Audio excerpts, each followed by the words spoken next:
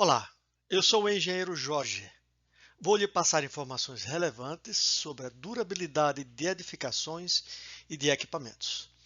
O tema é desgaste de estruturas em materiais aço e concreto, no estilo de treinamento corporativo para estruturas em armazenagem de grãos. Esses materiais estão expostos às intempéries. O seu funcionamento corresponde principalmente às cargas a que estão submetidos. O que vamos mostrar é o quanto de desgaste esses materiais sofrem. Meu caro colega engenheiro, as informações que tenho para vocês são muito úteis. Trabalho há 25 anos na indústria, dos quais 16 anos como empreendedor. E o conhecimento que eu lhe ofereço são verificações técnicas e práticas que eu utilizo com base em princípios científicos. Vejamos um pouco do que iremos falar. Na corrosão, o que temos é a degradação química do material por ataque de agentes agressivos. No concreto, nós temos a carbonatação de íons de cloreto que atacam a armadura, atacam o concreto em si e que causam expansão e desplacamento do cobrimento desse concreto sobre a armadura metálica. Naturalmente, também ocorre a corrosão da armadura metálica. No aço carbono, a oxidação progressiva do aço exposto à umidade e agentes químicos produzem ferrugem que reduzem a seção resistente do aço. Tenhamos por básico que o concreto é um material frágil e que o aço é um material dúctil, que vai se deformar mais antes da quebra. O que acontece na quebra? A quebra é uma ruptura por sobrecarga, impacto, fadiga ou baixa resistência estrutural. No concreto, a fratura frágil por excesso de carga ou impacto expõe agregados e compromete a integridade da peça. No aço, uma fratura por fadiga ou sobrecarga, com deformação plástica e ruptura da seção transversal, abrevia completamente a vida da estrutura. Note que a fissura, ou a trinca, é um estágio anterior à quebra. Na fissuração, nós temos formação de fissuras por tensões internas, retração ou carregamento cíclico. No concreto, fissuração por retração é mais superficial, indicando uma variação térmica, ou por sobrecarga, que ela é mais intensa, e é uma porta de entrada em ambos casos para agentes agressivos. No aço, as trincas por falha em zonas de concentração de tensões, elas se propagam e danificam o componente. Engenheiro, vou lhe apresentar a agenda do que irei falar para você. Tome nota, pois quem anota aprende duas vezes. A nossa agenda compõe-se de 5 passos: propósito, identificação, prognóstico, verificação e conclusão. Nessa introdução, tenha-se claro que os fundamentos são diretos e não esgotam o assunto. Sigo as definições e conceitos clássicos, buscando focar na estrutura, na área de armazenagem de grãos. Vejamos o conceito básico para tudo: o desgaste. O desgaste é a perda de propriedades físicas ou químicas comparativamente ao estado inicial. Note as diferenças. Padrão normativo: há peças e os materiais seguem normas.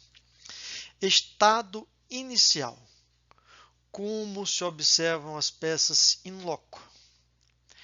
O ideal é que as peças estejam íntegras, sem danos.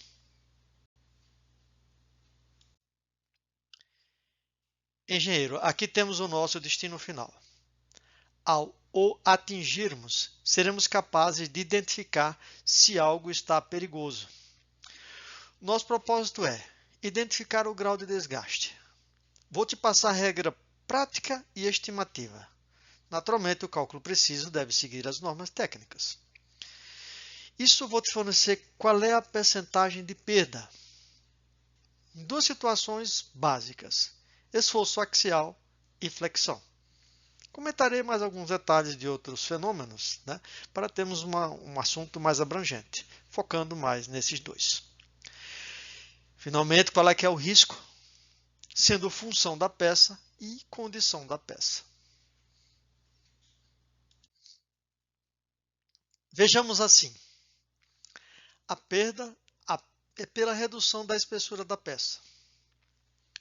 Por exemplo, uma viga de concreto de 40 cm de altura e que tenha 2 cm de perda tem 5% de perda. Basta dividir 2 por 40. Uma aba de uma viga de aço de 6,35 mm e que tenha meio milímetro de perda tem 7,9% de perda. É só dividir 0,5 por 6,35. Nessa situação, identificar o grau de desgaste é identificar quanto há uma perda de superfície. Note bem, não é em toda a superfície, é em parte da superfície e partes que sejam relevantes. Partes próximas ao meio da peça, partes próximas a ligações soldadas ou parafusadas, peças, no caso de concreto, em encontro com vigamentos de mudança de seção, pilares que tenham quebras em partes, seja na base ou no meio. Essa perda de material ou desgaste, ela tem 3 graus, tá? Inicial, cerca de 5% ou até 5%. Intermédia, coloca-se um valor de 10%. E ela abrange valores maiores que 5% e até 15%. E as perdas de superfície são altas a partir de 15% ou mais. Note, estes são índices referenciais estimativos.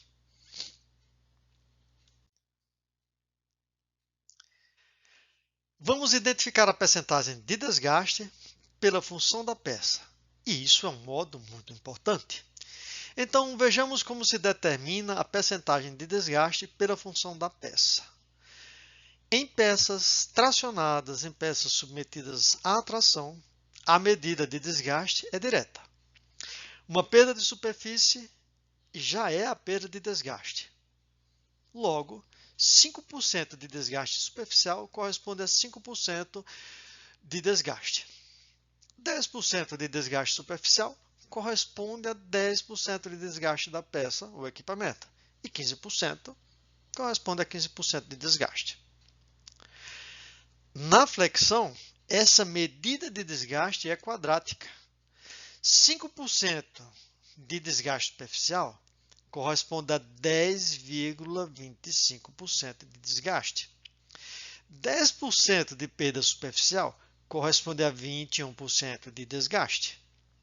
E 15% de perda superficial corresponde a 32,25% de desgaste. Note, né, que nessa função quadrática o desgaste ele é muito maior. Né? Ele é mais porque ele é quadrático.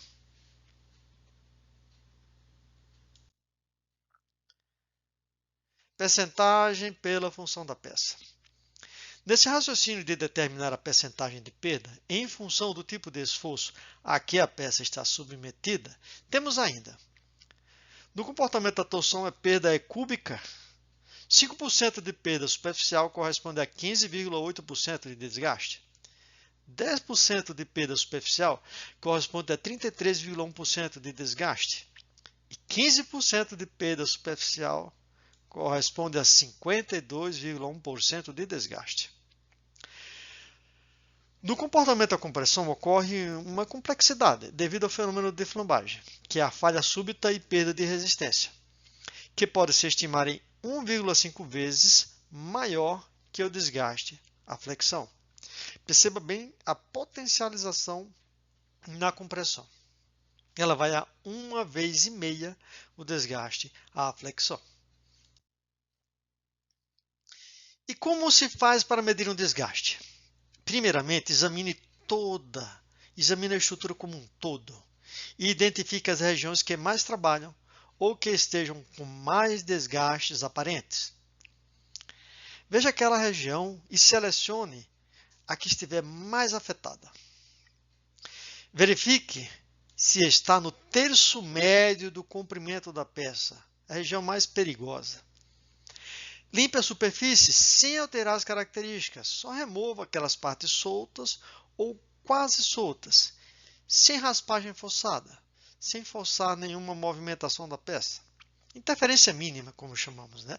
Mas a limpeza é para você identificar bem o que está se passando.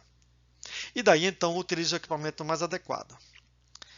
Utilizamos para medir esse desgaste um paquímetro, uma régua comum, uma escala, né, transparente, e uma régua fissurômetro, aquela que tem traços que mostram comparativamente, colocando-se em cima da fissura, quanto é que é a medida de fissuração. Cada medida dessa, ela deve ser tomada em mais de uma posição da peça. Note que existem variações reais, você tem quebras reais, desgastes reais. Procure sempre os maiores. Eu consegui identificar um que é um pequeno, outro médio e outro grande. Identifica predominância, ou seja, se existem muitas partes quebradas é porque ela está muito quebrada. Se existem fissuras médias, sem fissura pequena, sem fissura grande, então é uma fissuração de grau, de tamanhos de fissuras médios. Agora, se existem fissuras grandes, misturadas com fissuras pequenas e fissuras médias, procure identificar onde elas estão, tá? Se elas estão irradiando. Tem muito mais detalhes envolvidos. No entretanto, busque sempre aqueles que dão a aparência de maiores danos. Agora vejamos como identificar uma função e a condição de uma estrutura ou de um equipamento. Note bem, né? Um equipamento tem uma estrutura. E um equipamento está situado em cima de uma estrutura. Ou seja, a estrutura do equipamento é uma estrutura em si. E aquela estrutura que suporta o equipamento é outra estrutura, tá? Que dá suporte à primeira. É uma situação que você tem que distinguir os dois. A estrutura do equipamento e a estrutura que dá suporte ou a base para o equipamento. Então vamos lá. A estrutura suporta um equipamento? Esse equipamento é estático? Ou ele sofre vibrações? A estrutura situa-se num local de tráfego de pessoas, como uma passarela, uma ponte. Ela também suporta, essa estrutura suporta um transportador de grãos. Pode ser um transportador de grãos, uma situação que passa em trolleys, carrinhos, transportadores de pessoas, né? Porta-paletes. Existe uma quantidade muito grande de variações de estruturas e seus comportamentos. Vale a pena identificar sempre qual é que é a função. Vamos agora a um conceito muito importante que significa como você vai aplicar os resultados. Primeira coisa, o diagnóstico é a situação atual, como você vai fazer na inspeção. O prognóstico é a evolução da situação, é a situação provável. Claro nesse sentido? Repetindo, o diagnóstico é a situação atual. E o prognóstico é como você vai enxergar essa situação adiante, ou seja, no tempo futuro. Vejamos. Nessa situação de prognóstico, os resultados de perda são ainda potencializados, ou seja, ocorre um aumento de efeitos pelo tipo de fenômeno e conforme a situação da estrutura. Se a estrutura é estática, o fator é 1. Se a estrutura se submete ao atrito contínuo pelo movimento de grãos ou de outros elementos, como em canalizações, em uniões de máquinas rotativas e em transportadores, o fator é 1,2. Note que o desgaste pelos grãos é menor em estilos planos, e esse fator volta a 1 nos estilos planos. Na ancoragem da estrutura, que pode ser uma ancoragem de estrutura estaiada, o fator de prognóstico é 1,2. Se os equipamentos que a estrutura suporta são rotativos, o fator de prognóstico varia de 1,4 a 2,0. E se a estrutura está sujeita a impacto, o fator varia de 1,4 até 2,5. Esse é o valor que potencializa o estado atual de diagnóstico para um quadro de prognóstico no tempo médio de 12 meses. isto é, mantendo-se o cenário sem intervenções que corrijam as causas das perdas. Tenha-se em consideração que há quadros mais progressivos de falhas e outros quadros que variam menos, que são mais estáveis. Deste modo, toma-se o valor da perda no estágio atual e multiplica-se tal perda pelo fator de prognóstico. Os fatores de prognóstico, então, em resumo, estáticos não mudam, 1,0, sujeitos a atrito 20%, né, 1,2, em ancoragem 1,2, em locais de equipamentos com situação para trabalhos rotativos de 1,4 a 2,0 e sujeitos a impacto de 1,4 a 2,5 vezes. Note que avançamos aqui com esses coeficientes de prognóstico que potencializam os possíveis danos devido ao desgaste, conforme a posição da peça na estrutura. Então, nos pontos de ancoragem é 1,2, ou seja, acrescenta-se 20% do efeito da perda, bem como no cabo e no ponto de ancoragem. Tudo isso considerando que a estrutura já esteja dentro de um padrão de normas técnicas, tudo certinho, tudo de acordo com o que ele é definido.